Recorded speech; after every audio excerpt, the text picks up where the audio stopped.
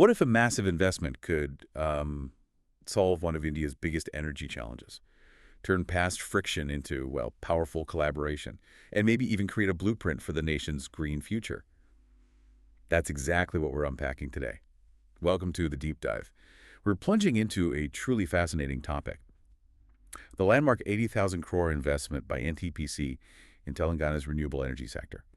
Our mission really is for you to understand the strategic importance of this deal, explore its intricate details, and discover how it's poised to reshape the energy landscape for both NTPC and, the state of Telangana. And to guide us through this deep dive, we've pulled from a stack of insightful sources. We're looking at everything from official government policies, corporate reports, detailed analyses, recent news, really trying to ensure we give you a comprehensive, well-rounded picture. Yeah, get ready for some surprising facts and maybe some aha moments, like how a bitter disagreement in the past actually paved the way for this monumental partnership, and how a unique technological focus is tackling a persistent national problem head-on.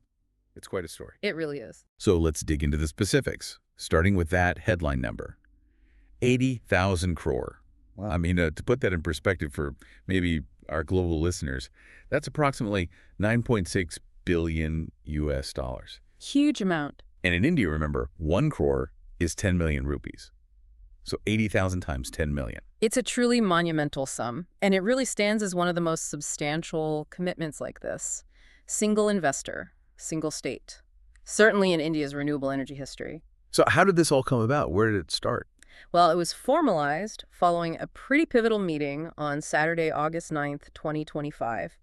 You had a high-level delegation from NTPC Limited, led by its chairman and managing director, Gurdeep Singh. They met with Telangana's chief minister, A. Revanth Reddy, at his residence in Hyderabad. Right, and what apparently started as just a courtesy call. Yeah. Swiftly evolved into a really substantive discussion on these large-scale investment opportunities. Yeah. It wasn't just pleasantries. And what's particularly fascinating here about that number, the 80,000 crore, it isn't just a big figure earmarked only for solar and wind.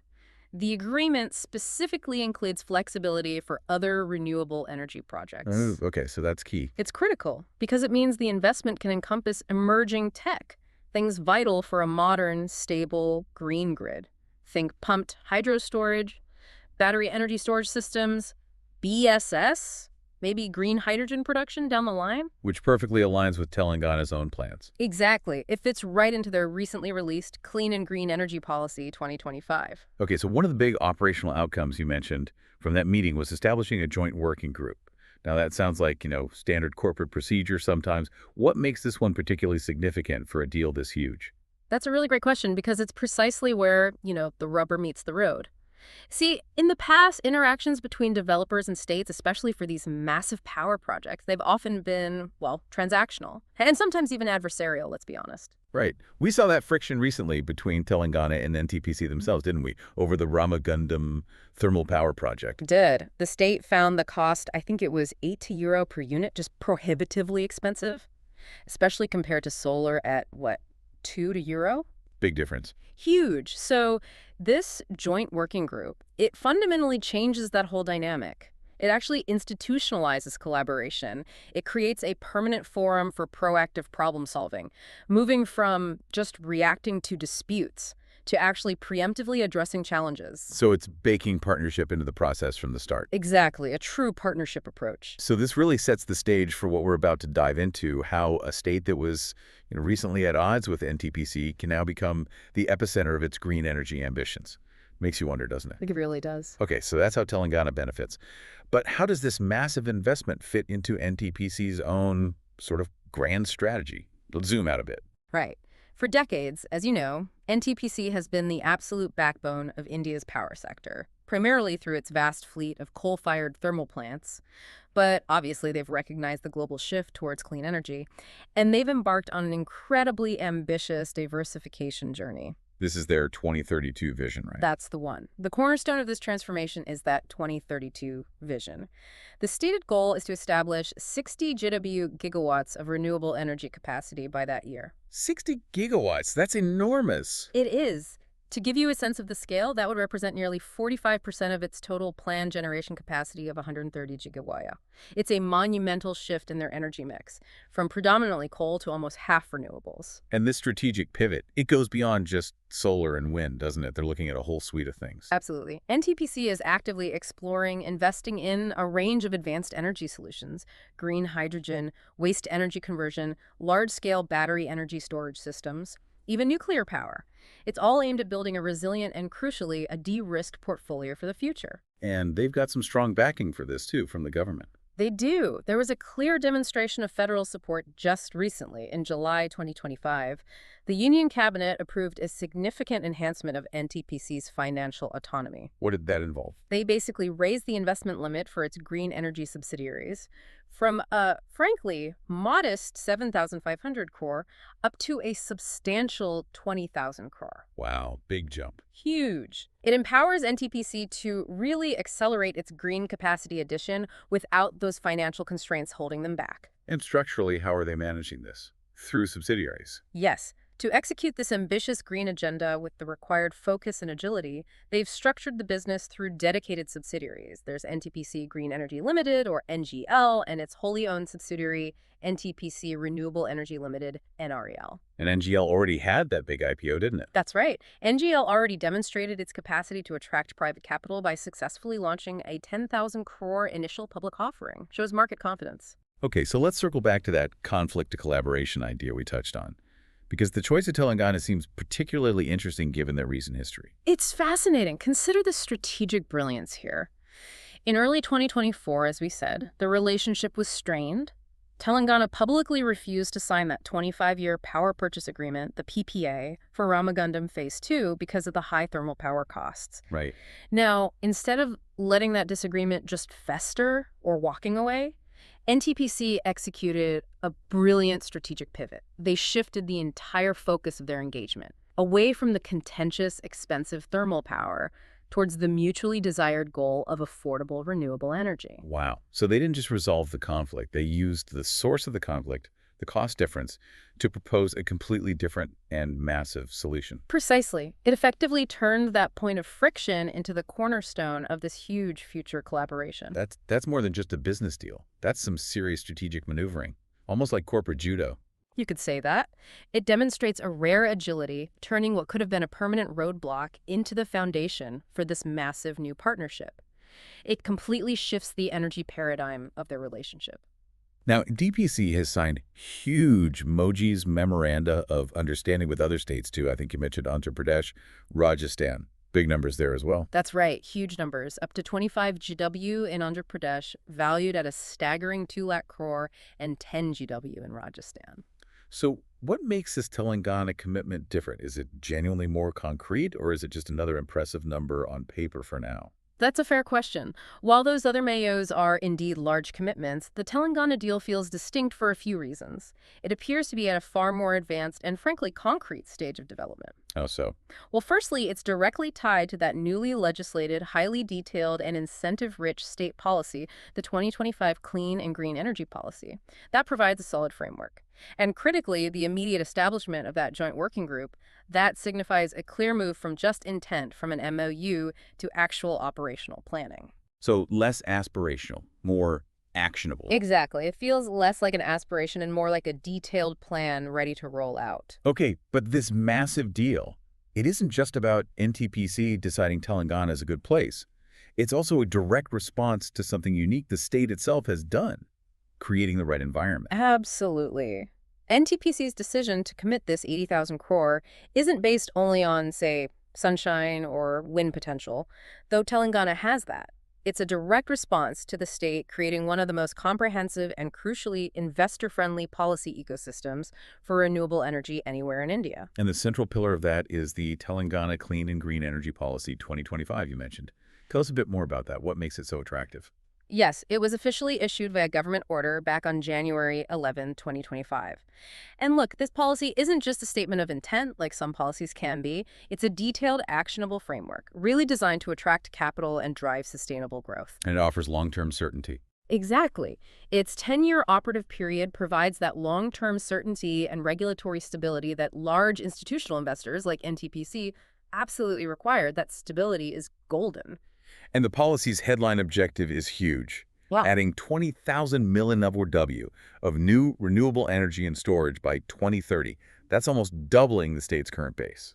It's incredibly ambitious, and the policy framework really works to clear away a lot of the usual red tape and common headaches that often trip up these kinds of large projects. Like approvals. Yes, it streamlines the notoriously complex approvals process through their TSIP system. That's the Telangana State Industrial Project Approval and Self-Certification System. Basically, think of it as a single window clearance mechanism. You go to one place, get things done. Makes a huge difference. What about land? That's always a massive hurdle in India. Right. Arguably the single biggest challenge for renewable projects nationwide. The policy addresses this head-on. It includes provisions to grant deemed non-agricultural status to project land once you pay a conversion fee, and, critically, it exempts such land from the state's Land Ceiling Act, which can be a major complication. And financially? Yeah. Are there incentives beyond just smooth processes? Oh, yes. Powerful fiscal incentives, too, including 50 to 100% reimbursement of the state goods and services tax, the SGST, and stamp duty refunds. Plus, for manufacturing, if companies set up shop there, it offers a 25% capital subsidy on their fixed capital investment, or FCI, for new plants. That's capped at $300 million, but still very significant. That's a pretty comprehensive package. Yeah. But you mentioned earlier that common chicken-egg problem. Yeah. Lack of transmission capacity. You can build the power plants, but can you get the power out? How's Telangana tackling that? That's such a crucial point and often overlooked in the initial excitement. Telangana is tackling it proactively. They're planning the essential evacuation infrastructure in parallel with the generation. Smart. Very. The state's transmission utility, TG Transco, has already prepared and submitted a comprehensive proposal. It outlines 8 distinct transmission schemes. Together, these are designed to create a cumulative evacuation capacity of 19 GW. The estimated cost is around 6,895 crore. And this links into a national plan. Yes, this infrastructure build-out is planned under the National Green Energy Corridor Phase 3, or GE3. This parallel, synchronized planning of generation and transmission. It's really a hallmark of mature energy sector management. And it's a powerful de-risking factor for investors like NTPC. They know the roads will be there when the factory's ready. Precisely. They're building the highways before the factories start producing, ensuring there are no bottlenecks. Okay, so let's talk specifics. What will this 80,000 crore investment actually build on the ground in Telangana? What kind of projects will we see? Well, the foundation, the bulk of it, will be utility-scale solar and wind projects. Makes sense. The state government has already identified and expanded designated renewable energy zones, RE zones. They now encompass 8 districts, and the total identified potential there is around 19 GW, factoring in land availability, resource intensity. And Telangana has good resources for both. It does. Over 300 sunny days per year, high solar radiation levels, great for solar. And while its wind potential was previously thought maybe modest, updated assessments looking at taller turbines indicate a significant potential. Over 54,000 milliW at a hub height of 150 meters. Wow. So this dual resource availability makes the state ideal for developing hybrid projects, solar and wind together. And districts like Mahbubnagar and Nalgonda are being specifically flagged as emerging hubs for this. But the most distinctive part, and I think you flagged this as strategically significant, is the focus on floating solar power. This feels like a real game changer. It truly is. This is perhaps the most unique element. NTPC has identified a potential of 6,700 milliW just on Telangana's reservoirs.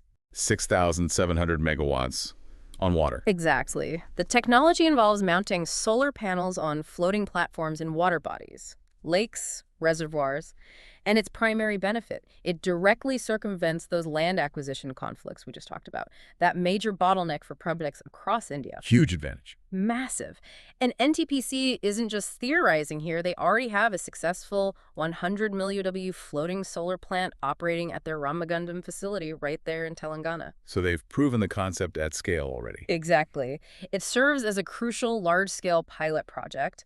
It provides a robust operational blueprint for future expansion across much larger water bodies like Nagarjuna Sagar or Srisalam. Wow. So they're literally turning water surfaces into power plants, solving a massive land problem at the same time. It's not just smart planning, it feels ingenious. It really is a prime example of innovative problem solving, especially in a land-constrained environment like India. It allows Telangana and NTPC to carve out a real position of national leadership in this high-growth, tech-advanced subsegment. Okay, so you're adding all this solar and wind, which is great. But it's intermittent, right? Yeah. Sun doesn't shine at night, wind doesn't always blow. What does this massive influx mean for grid stability? That's Yeah. always the big concern. It absolutely is. And it's a concern both NTPC and Telangana are tackling head on. Both NTPC's corporate strategy and Telangana's state policy explicitly recognize that large-scale integration of intermittent renewables like solar and wind. Well, it's just not viable without robust energy storage solutions. You need something to smooth out the peaks and troughs. So storage is built into the plan. Definitely. Telangana's policy sets a clear target. Install 5,450 millidaughters of battery energy storage systems, BESS, and it actively promotes developing pumped storage projects, PSPs, as well. So it's highly probable that a substantial part of these new solar and wind projects NTPC builds in Telangana will actually be developed as hybrid plants, co-located with BESS. And that allows them to offer what's called FDRE, firm and dispatchable renewable energy. Precisely. Think of it this way. Standard solar power is great during the day, but it goes offline at night. FDRE means they've added the storage, the batteries, or pumped hydro to hold on to that energy. So it's ready to deliver on demand whenever the grid needs it, even when the sun isn't shining or the wind isn't blowing. Making renewables act more like traditional power plants. Exactly. It transforms intermittent power into a reliable, potentially 24/7 source, which is crucial for grid stability and for making renewables a true baseload power contributor, not just supplemental. What about even newer technologies? Is this investment just about established solar, wind, and batteries, or will it include ventures into really emerging green tech? Green hydrogen, maybe? Good question. Yes, the investment portfolio is also likely to include seed projects in some of these next-generation green technologies. Leveraging Telangana's policy incentives helps there, too. Like green hydrogen. Like green hydrogen. The state policy offers strong incentives, including a 30% capital subsidy for production facilities. And NTPC's subsidiary, NTPC REL, they recently won a significant bid to supply 70,000 metric tons per annum of green ammonia, which uses green hydrogen. So they're clearly building capabilities in this space. And e-mobility. Yeah, Charging infrastructure. that too. Telangana has a target of installing 6,000 public EV charging stations by 2030. This aligns perfectly with NTPC's own stated corporate goal of capturing a 10% market share in the national e-mobility business. So, yes, the investment is definitely forward-looking, beyond just generation. Okay, let's shift focus slightly. Beyond the megawatts, the gigawatts, the technology, what's the real-world impact of this massive investment on people, on jobs, and on the environment? Because that's what truly matters to the average person listening. Absolutely. The most direct and significant socioeconomic benefit will undoubtedly be large-scale employment generation. Telangana's clean and green energy policy, that 2025 policy, it ambitiously targets the creation of approximately 1.14 lakh new jobs. That's 114,000 jobs over the next decade. Wow, linked to the overall renewable push. Yes, linked to a total projected investment across the sector of nearly 2 lakh crore. Now, since NTPC's commitment is over 40% of that targeted investment, it can be reasonably projected that NTPC's projects alone could be responsible for creating somewhere between 45,000 and 50,000 of those jobs. That's a huge number of jobs. What kind of roles are we talking about? It'll be diverse. Everything from high-skilled roles like engineers, data scientists, to semi-skilled and skilled labor for manufacturing the components, the installation, the operations, and maintenance over decades. And even smaller-scale projects show the potential. There's a company, Premier Energies, making solar investments in Telangana. They're expecting to generate around 2,500 jobs. So the potential for scaling is clear. How does an investment like this stimulate the broader economy beyond just those direct jobs? What are the ripple effects? Well, a crucial second-order effect will be its role as a catalyst for developing a domestic green manufacturing base within Telangana. Building the supply chain locally. Exactly. The state government has already announced its intention to establish dedicated green energy equipment manufacturing zones. Now, NTPC's massive long-term project pipeline, it provides a clear, guaranteed demand. It acts as a powerful anchor tenant effect. Makes it attractive for manufacturers to set up shop. Irresistible, almost. You combine that guaranteed demand with the state incentives we talked about, like the 25% capital subsidy, and it creates a really compelling proposition for manufacturers. It fosters a self-sustaining industrial cluster. And that boosts the state's economy overall. Absolutely. Provides a direct, substantial boost to Telangana's gross state domestic product, the GSDP, and importantly, it promotes balanced regional development by bringing investment and infrastructure to potentially more rural areas like Mahbubnagar and Algonda, where these projects might be sited. Okay, let's turn to the environmental side. The headline benefit is obviously clean energy. What's the expected impact on carbon emissions? The most significant environmental outcome, yes, will be a massive reduction in Telangana's carbon emissions. This large-scale replacement of potential future fossil fuel power with clean energy, it directly contributes to India's national climate The targets. NTPC goals. Right, including the goal of installing 500 GW of non-fossil fuel capacity by 2030, and that longer-term international commitment to achieve net zero emissions by 2070. In fact, a state energy efficiency action plan for Telangana had already estimated a potential CO2 reduction of maybe 12 to 17 million tons by 2030 just from existing plans. Mm. This new capacity will be absolutely critical to meeting and likely exceeding that target. We touched on the land use dilemma earlier. Renewable energy, while clean on emissions, can be very land intensive. Solar farms, wind farms, they take up space. That can lead to conflicts with agriculture or impact ecosystems, especially in areas sometimes wrongly labeled wastelands. That's often the hidden environmental cost, isn't it? It absolutely is. It's the elephant in the room for many large-scale renewable projects globally, and especially in India. Land acquisition is, as we've said, arguably the single biggest non-financial bottleneck. It can delay projects for years, lead to complex legal battles, create significant social friction. And you're right, land that looks barren might be crucial for local livelihoods or biodiversity. So how does this Telangana plan address that specific challenge? This is precisely where that strategic emphasis by both NTPC and Telangana on developing that huge chunk 6,700 milliW of floating solar capacity becomes so important. Back to the reservoirs. Exactly. By siting a substantial portion of the new capacity on the surfaces of existing man-made reservoirs, the partnership can dramatically reduce the need to acquire and convert agricultural land, forest land, or other natural lands. So it minimizes the footprint. It minimizes the ecological footprint, and it preempts many of the potential social and legal conflicts associated with land acquisition.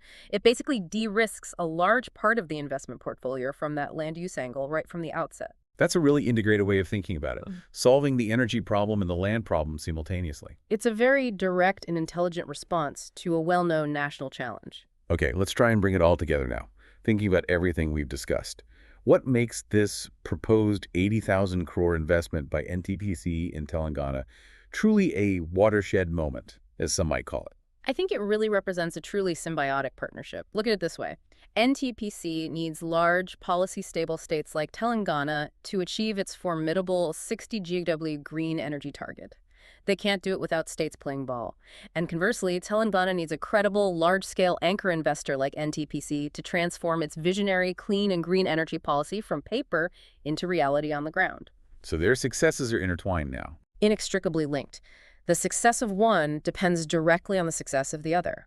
And that creates a powerful built-in incentive for collaborative execution. No pointing fingers, they have to work together. And this framework they've created, particularly the way they've proactively mitigated key investment risks, it offers a genuinely compelling model for future center-state cooperation in India's energy transition. Can you recap those key risks and how they're being mitigated? Sure. You've got execution risk mitigated by that joint working group and the streamlined TSIP approvals.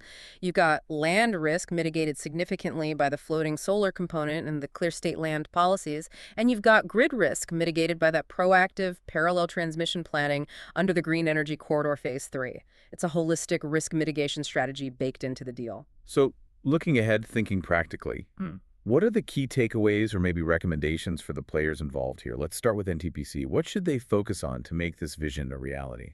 Well, for NTPC, I think a phased implementation strategy makes sense. Don't try to boil the ocean immediately. Prioritize technology diversification, especially for that firm power we talked about, solar wind hybrids with BAS are key. And crucially, they need to actively help localize the supply chain. Really act as that anchor tenant for Telangana's planned manufacturing zones. That builds long-term value. And of course, proactive community engagement throughout the project lifecycle is absolutely vital for smooth execution. Keep people informed and involved. Makes sense. And for the government of Telangana, what are their most critical next steps to ensure this ambitious plan succeeds? For the state government, number one is empowering that joint working group. Give it real teeth, real decision-making authority, so it's not just a talking shop. Number two, execute that transmission infrastructure build-out with urgency. The power needs a path. Number three, maintain unwavering policy stability for the full 10-year period. That long-term certainty is priceless for attracting further investment beyond NTPC. Don't tinker with the rules mid-game. And finally, invest in human capital. Those targeted skill development programs are essential to actually fill those projected 1.14 lakh jobs with local talent. All right, prepare the workforce. And what about other investors, financial institutions, maybe smaller companies listening to this? What's the opportunity for them in this ecosystem? Oh, the opportunity extends far beyond just funding the big generation projects themselves. It's the entire ecosystem this massive investment will inevitably create. Think component manufacturing, EPC services, that's engineering, procurement, and construction, green tech startups finding niches. There are clear opportunities to develop tailored financing instruments, things like green bonds specifically for these projects, or infrastructure investment trusts in VITs, and definitely focus on niche technology and service gaps. Areas like advanced floating solar mounting systems, large-scale battery integration software, maybe green hydrogen transport and storage solutions. It's about building out the whole value chain around this anchor investment. This has been a truly enlightening deep dive. Really fascinating. What we've seen today, it feels like more than just a massive financial commitment. It seems like a testament to strategic vision, the power of collaboration, turning conflict into partnership, and a really pragmatic approach to tackling India's energy future. Absolutely. It's about transforming a legacy, NTPC's coal legacy, and genuinely building a green and hopefully economically vibrant future for Telangana and beyond. It really is. And this raises an important question as we wrap up. Consider how this specific model, this conflict to collaboration pivot between a central public sector undertaking like NTPC and a proactive state government, all driven by shared green energy goals. How could that model fundamentally reshape India's broader federal energy landscape? Could it accelerate our global climate commitments? That's a great point. What other areas, maybe other sectors in India, could benefit from this kind of strategic pivot, this integrated planning where policy, investment, and infrastructure move together? That's a fantastic thought to leave you, our listeners, with. Where else could this model work? Thank you so much for joining us on this deep dive. We hope you feel not just informed about this huge deal, but genuinely inspired by the possibilities it represents.